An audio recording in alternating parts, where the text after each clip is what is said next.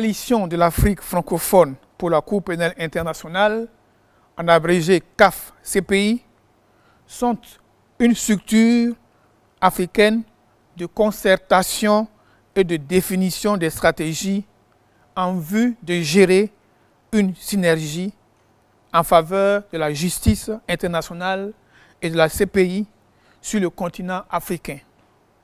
Ses membres sont présents dans les pays de l'Afrique francophone et très actifs dans les pays en situation. Compte tenu du temps imparti, notre déclaration va se focaliser sur les situations en Guinée, en RCA, en Côte d'Ivoire et en RDC. La Guinée. 13 ans après les événements du 28 septembre 2009, l'ouverture du procès a eu lieu, suscitant beaucoup d'espoir pour les victimes et la lutte contre l'impunité.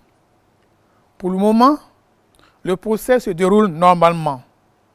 Toutefois, pour que cet espoir ne soit pas vain, les CAF-CPI demandent que les partenaires de la Guinée accompagnent le processus en respectant leur engagement financier, que le gouvernement guinéen prenne des mesures en vue d'assurer la sécurité des victimes, que le bureau du procureur de la CPI veille sur la procédure ouverte en Guinée. La RCA.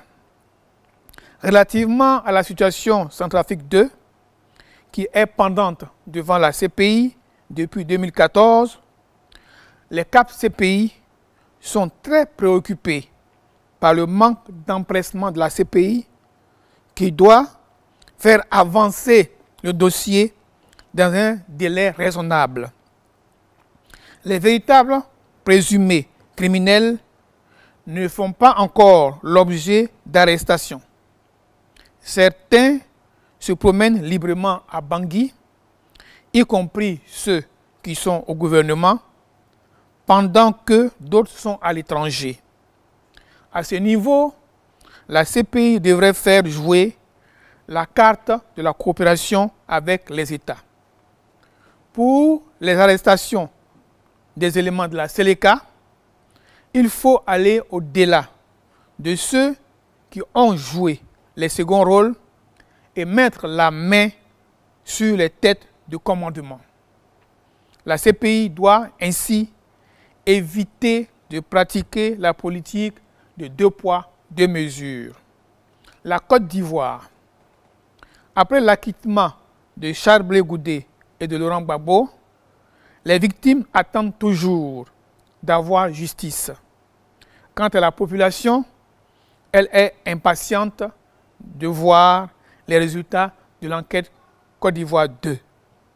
Face à cette situation, les CAF-CPI demandent au fond d'accélérer la mise en œuvre du programme d'assistance aux victimes, au procureur de donner les résultats de l'enquête Côte d'Ivoire 2, à la CPI d'augmenter les ressources et le budget, aussi bien pour les enquêtes que pour le bureau local à Abidjan.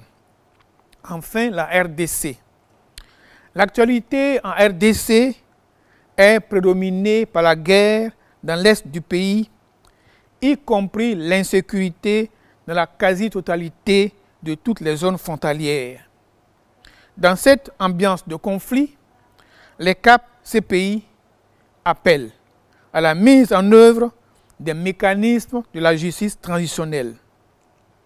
Afin de ramener la paix en RDC, les CAF-CPI estiment que le bureau du procureur doit clairement se montrer préoccupé par la montée de l'impunité et surtout rassurer les victimes et condamner les acteurs de violence et de crimes. Au final, la crédibilité de la CPI et celle de l'État de droit en Afrique dépendront de la capacité de la Cour à répondre et à gérer les attentes des victimes en matière de justice. Par conséquent, investir dans la justice aujourd'hui signifie faire des économies demain, au niveau financier, mais également en termes de vie humaine. Je vous remercie.